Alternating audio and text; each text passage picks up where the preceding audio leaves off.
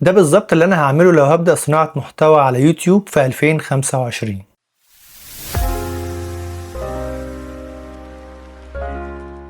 لو هبدأ قناة يوتيوب من جديد فده اللي انا هعمله عشان القناة تنجح في اسرع وقت ممكن. اول حاجة هي اختيار النيش هو الموضوع اللي انت هتتكلم فيه او الاتجاه بتاع القناة. استهداف جمهور محدد بيسهل عليك انك تبني قاعدة جماهيرية كويسة وبيخلي قناتك تكبر اسرع، بعكس ما يكون محتواك متنوع فما بقاش ليك جمهور ثابت وبتلاقي الفيديوهات مترددة، فيديوهات مشاهداتها عالية وفيديوهات مشاهداتها قليلة. فاول حاجة هي اختيار النيش، وكل ما كان النيش بتاعك ترفيهي او كوميدي كل ما كان القاعدة الجماهيرية بتاعتك اكبر، لان المحتوى الهادف بياخد وقت كبير على ما تبني له جمهور. تاني حاجة، لو مهتم بكذا نوع محتوى ممكن تعمل قناة لكل محتوى منهم وتشوف احصائيات كل قناة وبناء عليها تختار افضل محتوى انت هتكمل فيه بناء على عدد المشاهدات وعدد المشتركين. ثالث حاجة الاستمرارية، مهما كانت ظروفك صعبة ومهما كنت بتمر بمشاكل او باي حاجة عموما في حياتك لازم تكمل، لازم تعمل فيديوهات اول باول. الاستمرارية هي اكتر مشكلة بتقابلني على يوتيوب لانه للاسف محتاج تفرغ، وانا علشان مغترب فما عنديش وقت كفاية ان انا اقعد اصور فيديوهات كل يوم ومنتجها. فالاستمرارية هي اهم عامل من عوامل نجاحك على يوتيوب. رابع حاجة، لو هتعمل المحتوى بتاعك بالعربي فنصيحة خلي قناتك معمولة في دولة عربية، ما تحطهاش اللوكيشن بتاعها في دولة أجنبية. نفس الكلام للتيك توك، أنا كنت بواجه مشكلة مع التيك توك الألماني بتاعي وكنت كل ما أفتح لايف أبص ألاقيه بيتشير لناس جوه أوروبا فما كانش حد بيتفرج عليه وكانوا بيخرجوا من اللايف وكانت دايما اللايفات بتاعتي صحراء. نفس الكلام بالنسبة للفيديوهات، واضطريت إن أنا أرجع أفتح التيك توك المصري بتاعي علشان أرفع الفيديوهات من جديد عليه علشان الفيديوهات تتشير جوه مصر. فلو هتعمل قناة يوتيوب محتواها عربي يستحسن تكون عامل اللوكيشن بتاعها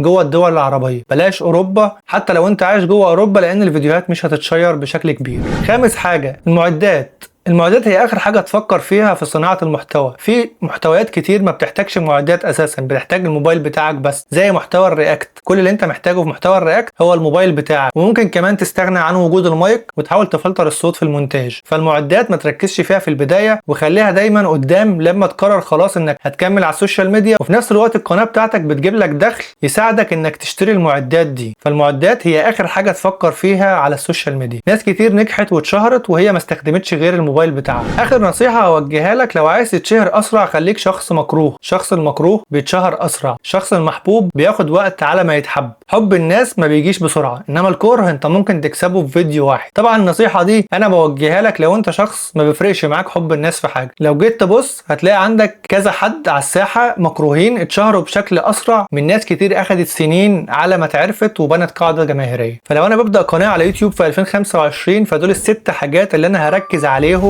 علشان قناتي تنجح بشكل كبير. بكده نكون وصلنا لنهايه الفيديو، ما تنساش تعمل لايك وتشترك في القناه وتفعل زرار الجرس. لو عندك اي سؤال اكتبه لي في كومنت. اشوفك في فيديو جديد ان شاء الله. سلام.